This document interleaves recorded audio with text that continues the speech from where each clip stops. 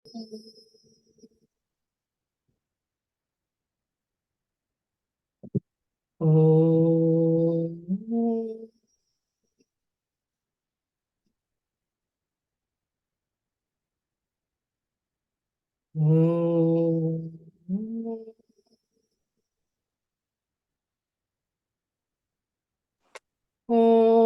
सहना भवतु सहनौ भुनक्तु सह वीर्यं करवावहै तेजस्विनावधीतमस्तु मा विद्विषावहै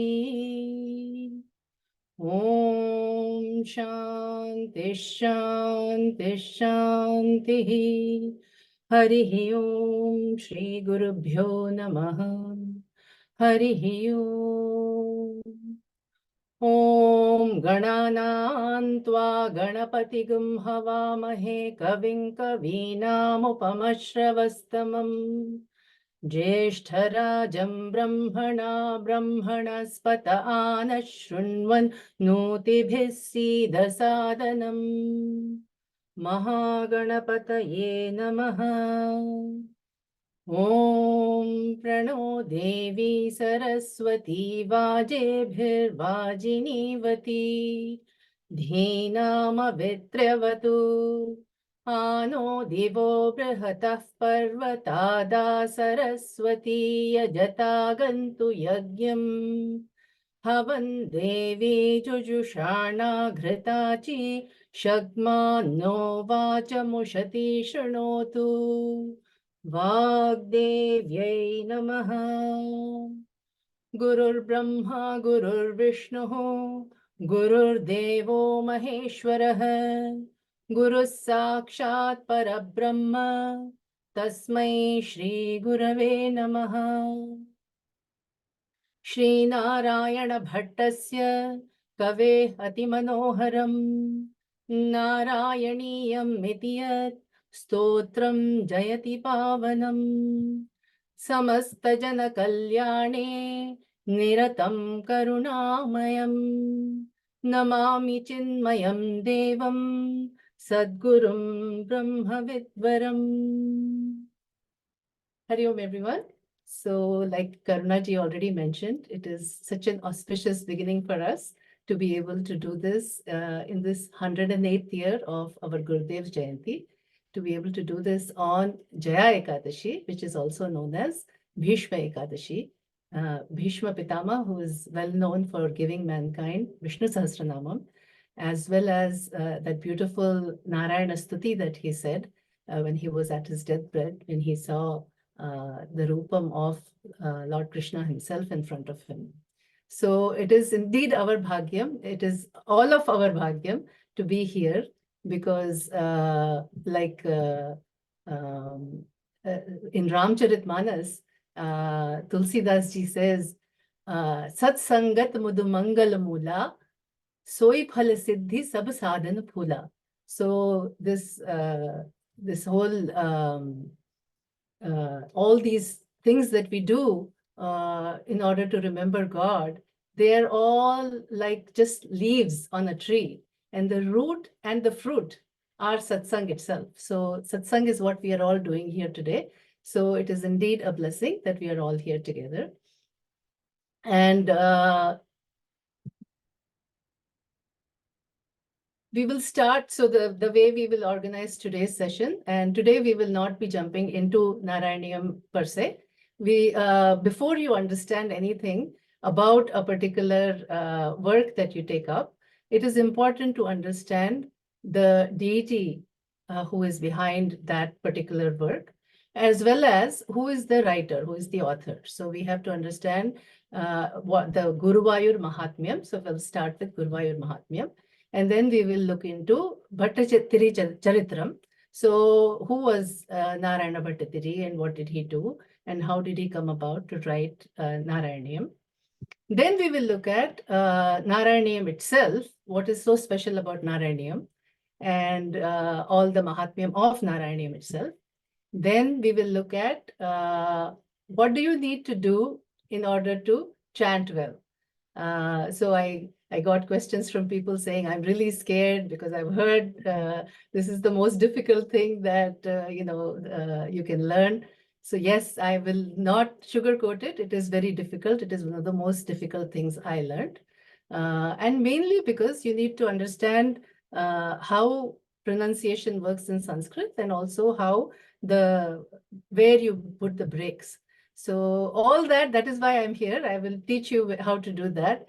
And all you need is bhakti and devotion and sincerity.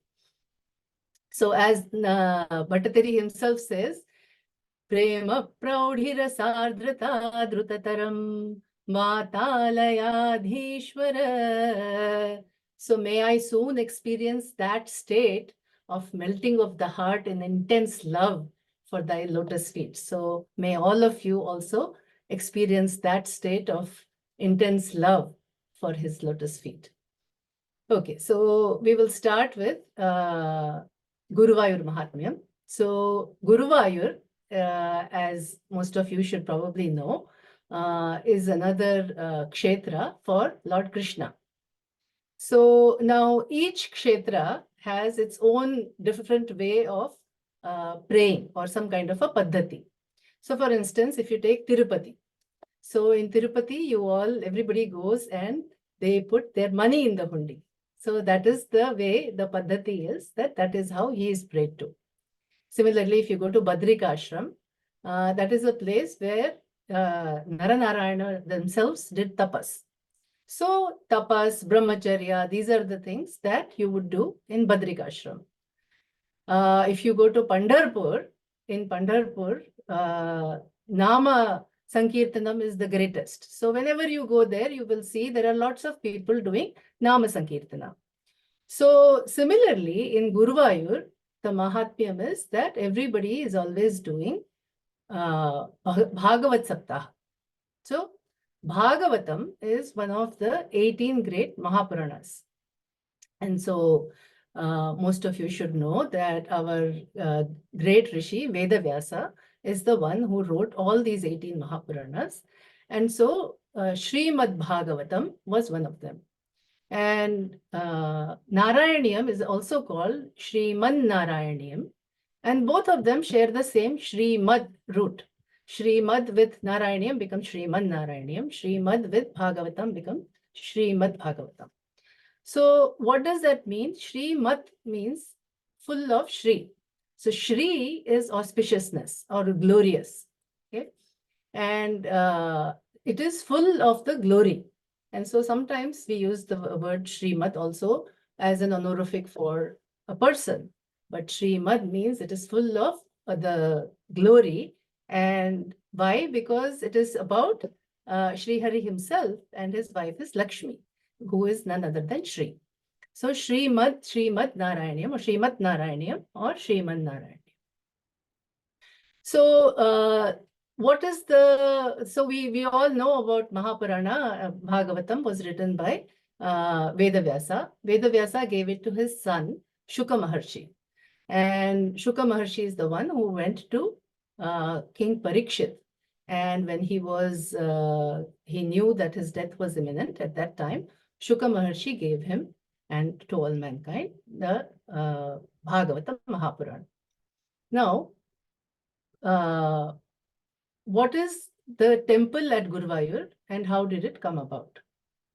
So it is said in Bhagavatam itself that there was once a couple called Sutapas and his wife. And so they did a lot of tapas, and they did tapas to Lord Vishnu, and they asked for a son like him. So when they asked for a son like him, Bhagwan said, there is nobody like me. So it is said that if you're not able to give what somebody asks for, you have to give whatever you can give 3 times. So Bhagwan said, I will be born to you 3 times. So they are the ones who took 3 janmas. They were blessed to have Lord Vishnu as their child. So Sotapas and Prishni had a child called Prishni Garbha. And then in their next janma, they were Kashyap and Aditi. And they were the father and mother of the Vamana Avatara. And then in their third birth, they were Vasudeva and Devaki, and Lord Krishna was born to them. In all these three avatars, it is said that Brahma himself gave a murti of Lord Vishnu to Sutapas and Prishni. And from then on, and during every avatar, they had this murti. So this murti is the very murti that Vasudeva and Devaki prayed to. And later on, Lord Krishna himself prayed to it in Mathura as well as in Dwaraka. So, for those of you who remember Anantarama Dikshitar's Guruvata Purisha Pancharatnam, it comes in there. Matra cha pitra chathodhavena sampujitayastu namo harete. So he's saying it is the same Murti that was prayed to by his mother, his father, and Uddhava. So this Uddhava was a very great devotee of Lord Krishna. And he served as Lord Krishna's minister when he was a Yuvaraj in Mathura, as well as later on in Dwaraka, when he was a king. So in Dwaraka, when his Krishna Avatara was coming to an end, at that time, Lord Krishna knew that in 7 days, the entire Dwaraka would be submerged in water. So he called Uddhava and he said, this Murti, which, it's, of course, it is him only, but it is the Archa Murti of his. He said, this Murti, you have to take and protect it and do a sthapana in some place which is appropriate. Ask Guru's help for it. So Guru is Brahaspati, who is the Guru of the Devas. So after the Krishna Avatara was over, sure enough, on the 7th day, the entire Dwaraka was submerging and up popped the statue in the waters. So Uddhava saw it and then he was thinking, oh, where do I go and find Brahaspati? And Brahaspati came walking towards him. And so he handed over that Murti to Brahaspati, and Brahaspati, with the help of Vayu, he asked Vayu to help him go around the country to find a suitable spot to make a temple for that Murti. So it so happened that as they were going around all the places, there was one place in the south, in Kerala, which they call God's own country, which is Parashurama Kshetra. In that area, they suddenly, Brahaspati and Vayu came down. When they came down, they saw that Shiva and Parvati were dancing there. And they were enchanted by it. And then they, as you know, Shiva is the greatest bhakt of Sri Hari, and Sri Hari is the greatest bhakt of Shiva. So they asked him, they said, we need to do a sthapana for this particular Murti. And what do you think? And so Lord Shiva himself said that this Narayana Saras, so they were at the edge of a little lake. And so he said, this Narayana Saras is a beautiful place. And so do the sthapana here. And then he and Shiva and Lord Goddess Parvati, they have a temple on the other side of the Narayana Saras, which is called the Mammiyur temple. So even now, people who go to visit Guruvayur always go to visit the Mammiyur Shiva temple. So that Narayana Saras used to be a big lake before, and now over the years it has dried up. And so the only water body you see is the water tank in Guruvayur. Okay, so they decided to do the sthapana at Guruvayur, and that is the Murti that you see. So as Narayana Bhattacharya says in Narayaneeyam, this is not any ordinary Murti, it is living God. He is right there. Okay, so to his devotees, they can feel it when they go there. So there is another story about Guruvayur where they say that Shankaracharya, who had many siddhis, was flying over, and the Shiveli was going on for Lord Krishna in Guruvayur temple.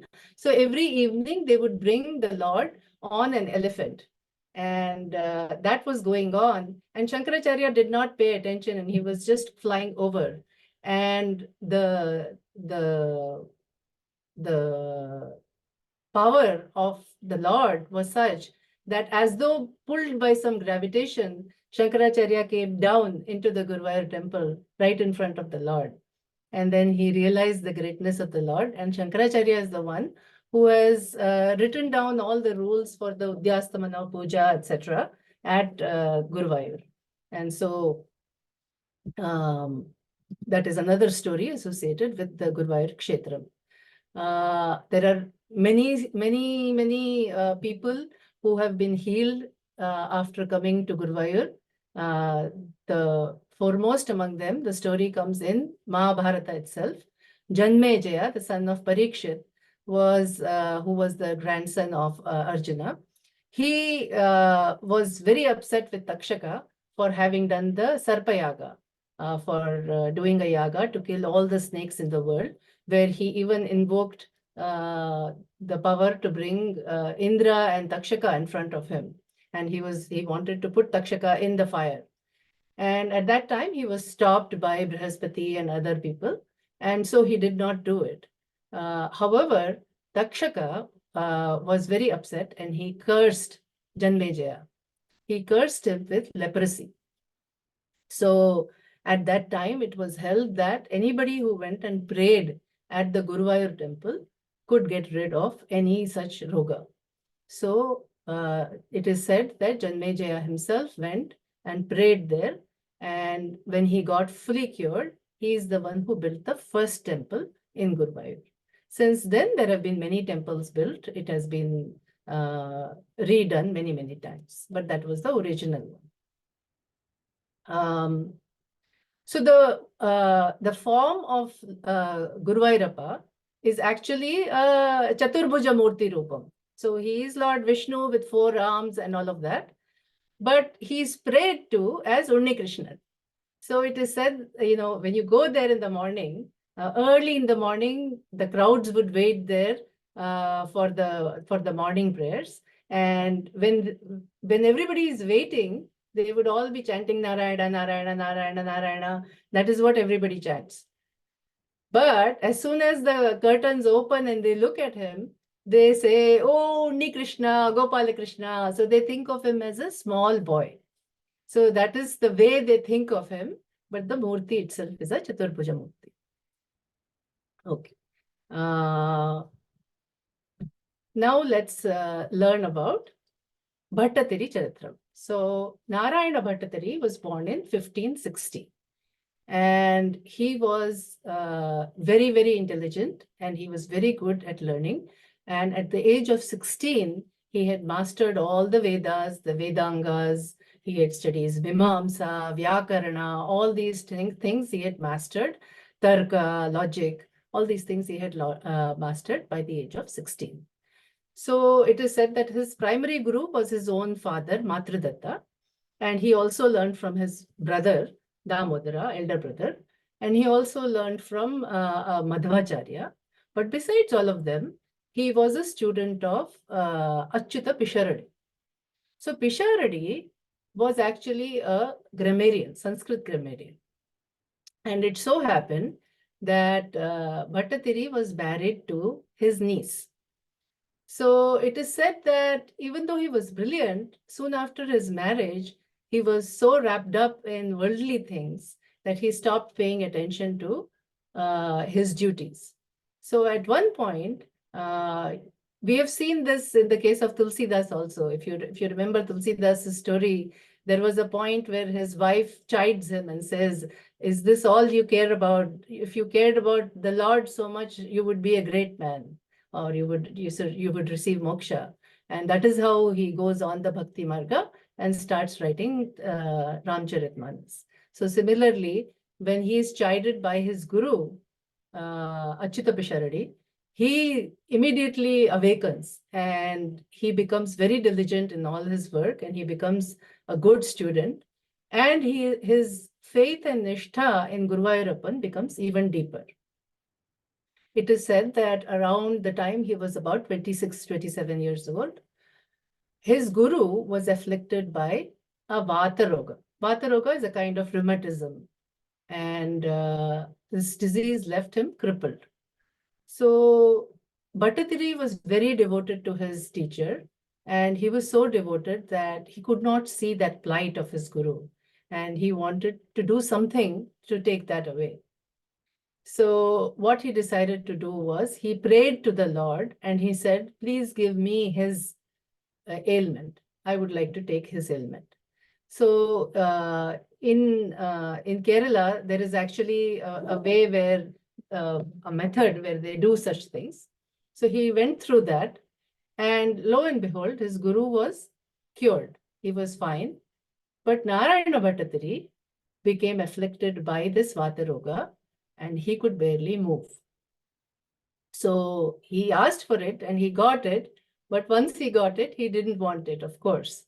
Now it is said that Bhagwan always gives small problems to their Agad Bhaktas because they want them to do something greater and they want their bhakti to become even deeper. So in this way, Bhattatiri was so troubled that he didn't know what to do. So he went to Tunchat Etachan, who was known to have written the Ramayana, which is revered to be as great as Tulsi Ramayana or Kambar Ramayana or any of those. So he went to him and he said, tell me what to do. And so it is said that Etachan said, start with mean or fish. So people didn't understand what it meant because, of course, he's born in a Nambudiri family and he's vegetarian. So what does this mean to start with touching fish? So, but Bhattatiri immediately understood what it meant. So it meant that he had to write about the Bhagavatam. So interesting note that Bhagavatam and Narayaneeyam do not start with the Matsyavataram. It is simply a method to understand that Matsyavataram was the Lord's first avataram. Anyway, so Bhattatiri then decided to take on this work. And so he asked all his friends and his brother to carry him to Guruvayurappan, to the Guruvayur temple. And he also, like Janmejaya before him, sat there in front of the Lord and composed this Narayaneeyam. The way he composed it, every day he would sit in front of the shrine, looking at the Lord, and he would compose one dashakam. Dashakam in Sanskrit means a set of 10. So most of the chapters, the dashakams, have 10 verses in them. Although there are some which have about 15, some have 11 or 12, and there is only one that has just 9. So every day he would be sitting there as though talking to the Lord and composing these dashakams exactly the way Bhagavatam is written. So Bhagavatam is meant to deepen your love and adoration and bhakti for Lord Krishna. And at the same time, it does talk about all the other margas. So in Vedanta, we see the Bhakti Marga, the Karma Marga, and the Jnana Marga. So all these three are extolled. However, Bhattatiri keeps coming back to how great Bhakti is. Because like I said, it is the root and the fruit of the tree. So, so in this way, he keeps composing all of these different dashakams. And finally, on the 100th day, he reaches the 100th dashakam. And the 100th dashakam is a Keshadi Pada Varnanam. So it is a description from the head to foot of Lord Krishna, exactly the way he's seeing him. So it is a first-person account of what he is saying. Narayaneeyam is great because it is written in first person. So Narayana Bhattatari is talking to the Lord. So it is always written in first person account to the Lord. And so when we read it and chant it every week, we too are praying to the Lord directly. So the time when this happened, Narayana Bhattatari was just 27 years old. So can you imagine a 27-year-old took on this great challenge of taking Bhagavatam, which is not a small book, okay? So the Narayaneeyam is 18,000 verses, 18,000 verses, okay? So he took 18,000 verses and he condensed them into 1,036 verses. So that in itself is a huge feat. And not just that, he has done amazing work in this Narayaneeyam. So if you look at the 15th Dashakam, in 10 Dashakams, he has given out the entire teaching of Kapila Maharshi to Devahuti. So this is the entire corpus of the Sankhya Yoga. If you look at Dashakam 34 and 35, the entire Valmiki Ramayanam, which is what, 24,000 verses, all of it is condensed into two Dashakams, 34 and 35. Similarly, if you look at Dashakam number 86, verse 6, in a single verse, he gives the entire essence of the entire Bhagavad Gita. That war in Kurukshetra and the Bhagavad Gita is all there in one verse. That is quite a feat. In Dashakam 93, many of you, especially those in Balavihar and whose children have gone through Balavihar, would be aware of the 24 Preceptors book. So in that Dashakam, he has given the entire story of the 25 Preceptors, and it's beautiful. So Dashakam 65, he has 9 verses. And so that is the only verse which is less than 10 verses. And the final verse, of course, verses in the Narayaneeyam, Dashakam 100, are all about Keshadipada Varna. So Bhattatiri would sit propped up on a wooden pillar on the eastern side of the southern porch. And this place is still there, and there's a little plaque there. When you go, if you look up and see, you will see that there is a plaque that says, this is where Narayana Bhattatiri sat and wrote Narayaneeyam. So it is, in Tamil we say Poomalai and Paamalai. So Poomalai means a flower garland and Paamalai means a garland of verses. So the flower garland, when we offer to God, we sprinkle some water in it. So the water is sprinkled to keep it fresh. Similarly, this garland of verses that Bhattatiri has offered to the Lord is sprinkled with his own tears. So every Dashakam ends with a fervent plea to Guruvayurappa saying, please take away my ailment. So every Dashakam except the first and second end with a plea saying, please remove my ailment, O Lord. So that is also something very special about it. Every year on the 28th day of the Malayalam month of Vrishchikam, Narayaneeyam Day is celebrated in Guruvayur, and people do Narayaniya Saptaham and Bhagavata Saptaham during that time. So what do you get if you chant Narayaneeyam? As he himself says in the very final verse, Ayur Arogya Saukhyam. Ayu, long life, Arogya, not having any kinds of diseases, afflictions, and Saukhyam means happiness. So this is the promise of Narayaneeyam that Bhattatiri has laid out. Now, just to give you some kind of an idea about what kind of a work Narayaneeyam is. Now, Bhattatiri was a very erudite scholar. He was a scholar, he was a poet, he was a Vedantin. And if you read our Gurudev's introduction to Narayaneeyam, he says, how is it possible that a 27-year-old did this work, right? So he uses all kinds of literary embellishments. So those of you who know Sanskrit will really enjoy it. He uses alankarams and vrittams. So not one or two, 24 different chandas, meters he uses. So if you look at Saundarya Lahari, it is written in only 1 meter. If you look at Mukha Panchashati, it's written in 5 meters. This one, 24 meters it is written in. So, and he uses them really majestically, okay? So to give you an idea, he uses the Shardula Vikriditam. Shardula Vikriditam, this is the name of a chandas, a meter. This means it's like the gambolling of a tiger or a leopard. So it's majestic. And he uses this for Dashakam 25 when he narrates the Narasimha. So half man, half lion, he's describing that. He uses the same chandas when he describes Lord Krishna's entry into Mathura. So that's amazing, how majestic it sounds. Similarly, Sragdhara. So the very first chapter when we see, first Dashakam we see will be Sragdhara. Sragdhara chandas. Sragdhara means one who is holding a rosary in her hand.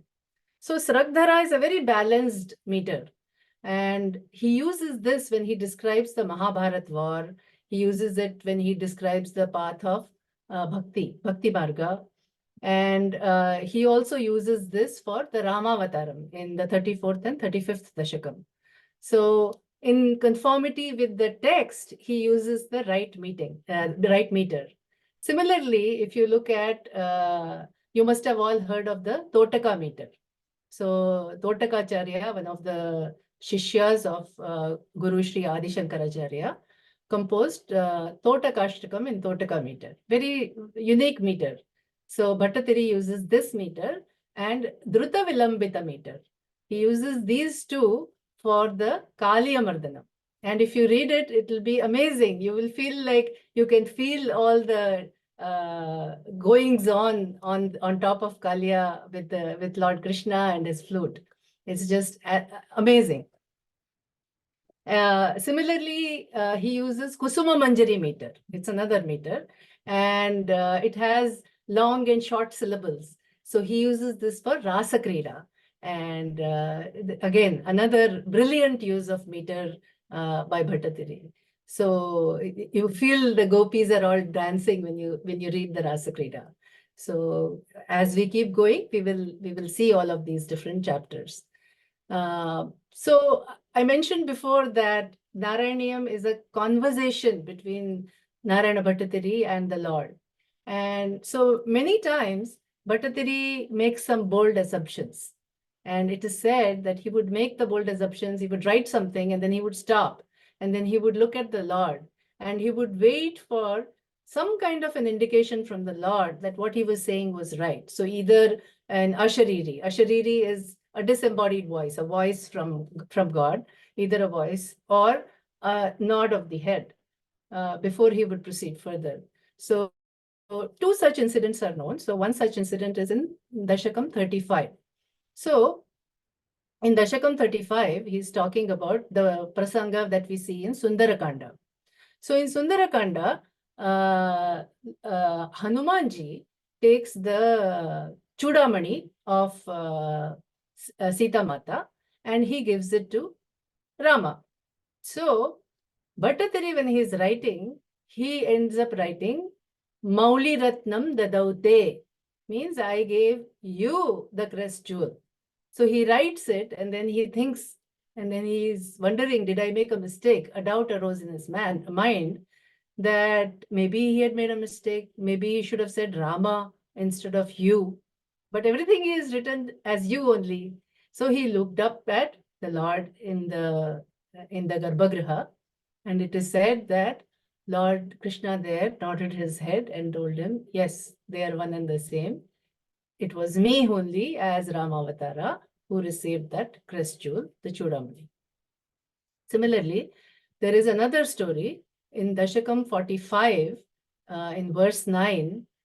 Bhattatiri again makes another bold assertion. He says that the Lord resorted to stealing the curd and butter from all those gopis because in his Vamanavatara, he had to beg for 3 steps of land.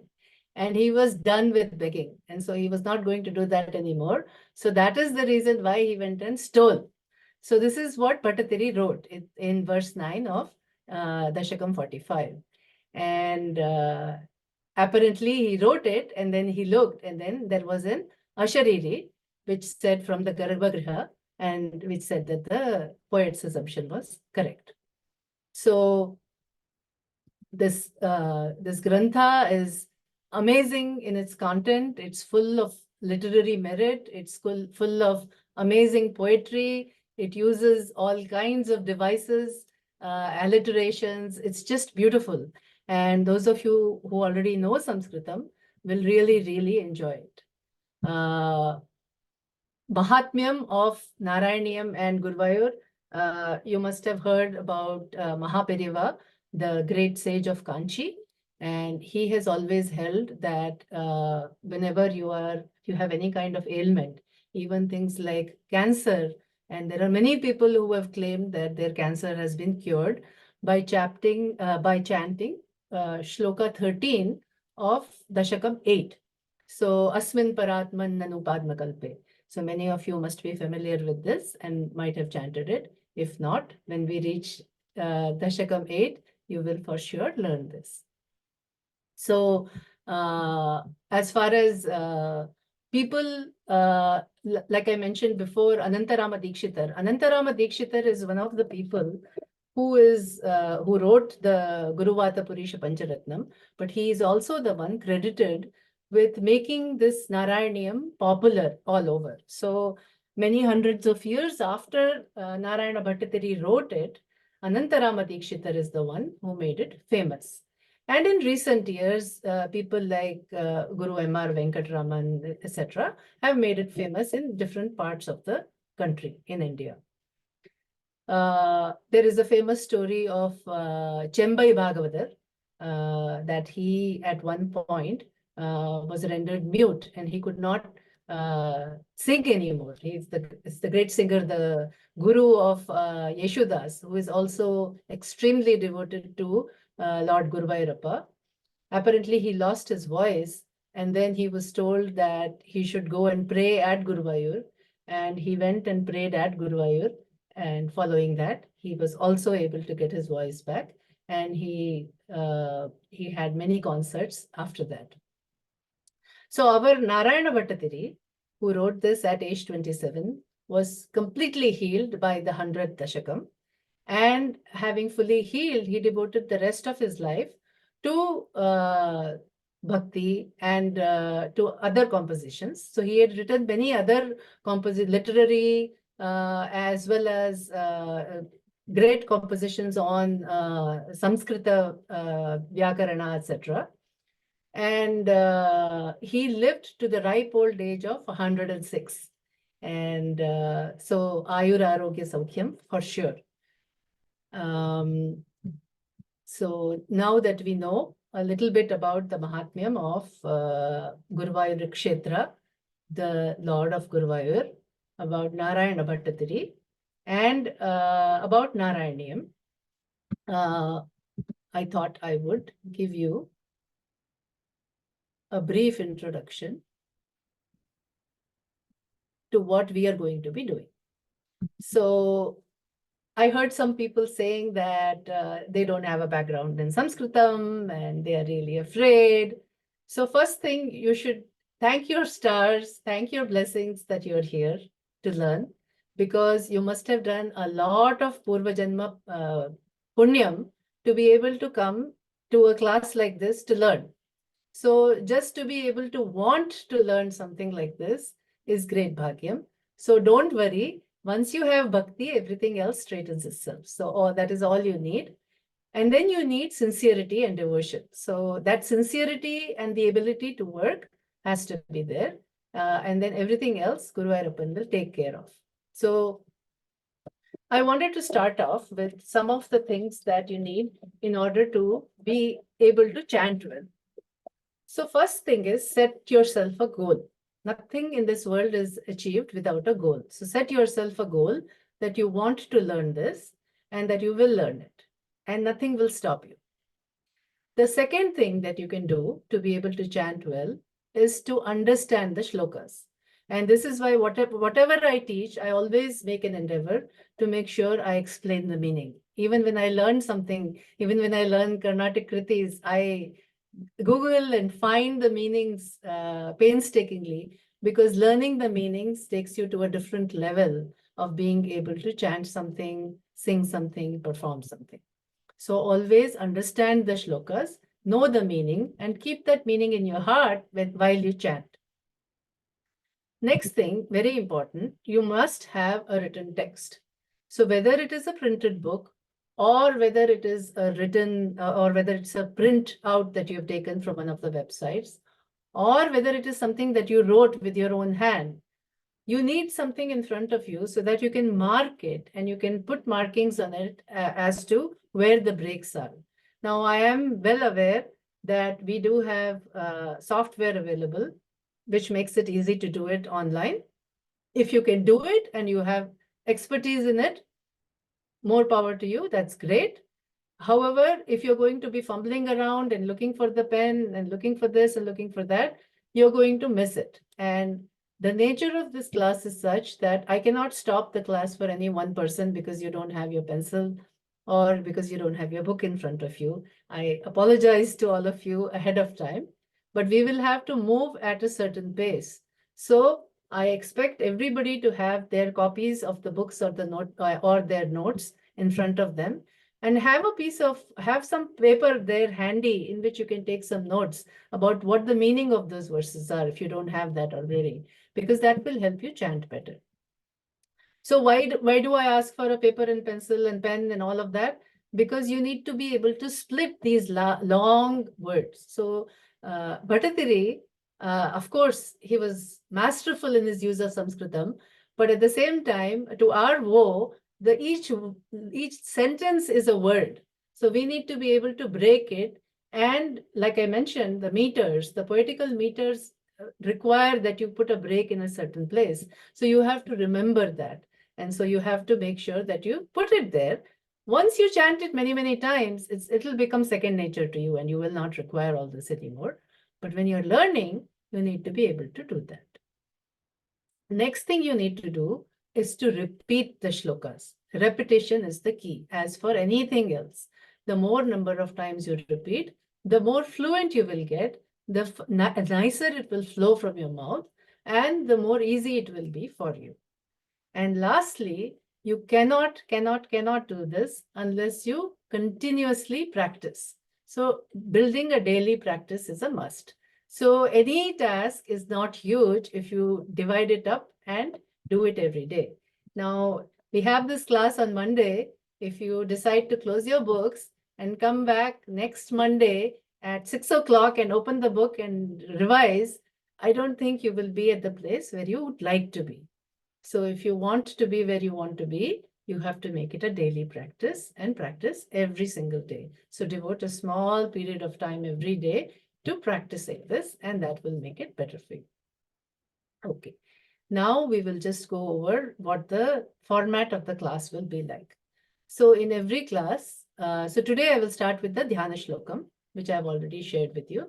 In every class, we hope to finish one Dashakam. So as I mentioned before, some dashakams are longer than 10 verses, but however it is, we will try to finish one dashakam. So I hope that you can all stick around till the end and wait for us to finish that one dashakam. I got a question at the beginning of the class saying somebody has another class, and I know, we chanted Niratam Karunamayam. I think our Karuna ji has made everybody busy with lots of classes. So a lot of people have classes, a lot of classes. So those classes you have to attend. That is fine. If you need to leave, that is okay. I'll be sharing the recording with you. However, if you're able to stick around till a little longer, till everybody is able to chant, until we finish the Dashakam, that would be great. And I'm hoping that we wouldn't have a problem with the Zoom. Is that right, Karunaji? We don't have problem. We have purchased the Zoom for this one, so no worries. Wonderful, wonderful. Thank you so much. So, and thank you for organizing this class. And it's my pleasure. Taking care It's of an opportunity to have, thank you for teaching. No problem at all. My pleasure and my bhagyam to be able to do this. So, so the way we will structure our classes, today I will teach the Dhyana Shlokam. Next week, when we come back, everybody should have learned all the Dhyana Shlokams and be prepared to chant them. And depending on who all show up, we will call on people one after another, and they will chant the next Shlokam and the next Shlokam and the next Shlokam and so on. Similarly, next week, we plan to finish the first Dashakam. After we finish the first Dashakam, the following week, I will first start with a recital of the first Dashakam. So I'll call on one person to chant the Dhyana Shlokams. After that, One shlokam, each person one by one will keep on chanting. So you have to learn everything because you don't know which one you will get. So make sure you learn all of them, and it's like a Russian roulette. You will get one of them and you will have to chant that. But everybody will get a turn. Even if you're 30, 32, 34, everybody will get a turn. We'll finish that and then we'll quickly jump into the next dashakam. For each dashakam, I will first break the dashakam, break each slokam, chant it once with one person, and then I will explain the meaning. Then with another person, I will chant that same verse one more time. So each shloka will be chanted by two people. One before I tell the meaning and one after I tell the meaning. Following that, I will go to the second shloka, third shloka, and so on. So same procedure for every shloka. So by the time we finish the 10 shlokas in the dashakam, 20 people would have had a chance to chant. Besides the fact that everybody got a chance to chant some shloka from the previous dashakam at the beginning. Now at the end, whoever has not had a chance to chant out of those 20, then those people will again quickly chant the rest of the shlokas one more time. So it will be an additional practice. So that is the method that we will take. So praying to Sri Ganeshaya Namaha, Sri Saraswati Namaha, Sri Satgurubhyo Namaha. Let's start with the Dhyana Shlokas. So I hope everybody has the text with them. So Karuna ji, you can monitor the names and you can call on the person and then I will ask them to repeat after me. Usually what I'm thinking is maybe usually we go for the alphabetical order. Should we go that That's way? fine. Yeah. But I see some 826674 iPad. So one humble request, please don't come in as iPad or number or something. Please Your name yourself. name will be helpful. Yeah. Yes. So that Then we can call on you. Otherwise, you'll lose your turn. So shall we start with who is Asha? Arunashri? Arunashri is there. Asha ji is there. Yeah. Whichever one, whoever you call, we'll start with them. I think Arunashri ji has already unmuted herself. Yes. Okay. But I don't have the Dhyana Slokam. I Okay, directly so then got we'll- the first chapter today. No, we'll start with Dhyana Shlokam. I had shared this in the group In the several group times. is there. I don't have the text with me right now. Are you for the not in Dhyana the Slokam. group? I was in the group, but I missed that message, and then I got the okay. second. No problem. We'll move to Asha ji. Yeah. Yeah. Hari Om. Asha ji, Hari Om. do you have the text? Yeah, I was attending lectures by Swamiji, so I have printed out the whole of the Narayaneeyam and also the Dhyana Shloka I wrote down on a piece of paper, so I have it. Yeah, wonderful. Okay. So please repeat after me. Gajananam Gajananam Bhutaganadi Sevita